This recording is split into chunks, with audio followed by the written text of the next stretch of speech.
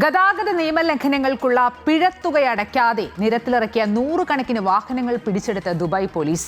ഈ വർഷത്തിന്റെ ആദ്യ പകുതിയിൽ നടത്തിയ വ്യാപക പരിശോധനയിലാണ് വലിയ തുകപ്പിഴ കുടിശ്ശികയുള്ളതും രജിസ്ട്രേഷൻ പുതുക്കാത്തതുമായ 497 വാഹനങ്ങൾ പോലീസ് കസ്റ്റഡിയിലെടുത്തത്. റോഡ് സുരക്ഷ ഉറപ്പാക്കുന്നതിന്റെയും നിയമലംഘകർക്കെതിരെ നടപടി ശക്തമാക്കുന്നതിന്റെയും ഭാഗമായിട്ടായിരുന്നു ദുബായ് പോലീസിന്റെ നടപടി. കസ്റ്റഡിയിലെടുത്ത പല വാഹനങ്ങൾക്കും 10,000-കണക്കിന് ദിർഹത്തിന്റെ പിഴ കുടിശ്ശികയുണ്ടെന്ന് ജനറൽ ഡയറക്ടറേറ്റ് ഓഫ് ട്രാഫിക് വ്യക്തമാക്കി. ദീർഘകാലമായി ട്രാഫിക് പിഴ ഒടുക്കാത്ത വാഹന ഉടമകൾക്കെതിരെ സ്മാർട്ട് നിരീക്ഷണ സംവിധാനങ്ങളുടെ സഹായത്തോടെയാണ് ട്രാഫിക് പോലീസ് നടപടി സ്വീകരിച്ചത്.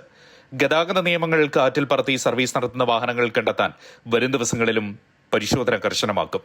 പോലീസ് വാഹനം കണ്ടുകെട്ടുന്നതിലേക്ക് കടക്കുന്നതിനു മുമ്പ് ഡ്രൈവർമാർക്ക് മുന്നറിയിപ്പ് നൽകുന്നുണ്ട്. ഫോൺ കോളുകൾ, SMS, ഇമെയിൽ എന്നിവ വഴി കുടിശ്ശിക തീർക്കാനും രജിസ്ട്രേഷൻ പുതുക്കാനും ഉടമകളെ ബോധവൽക്കരിക്കും.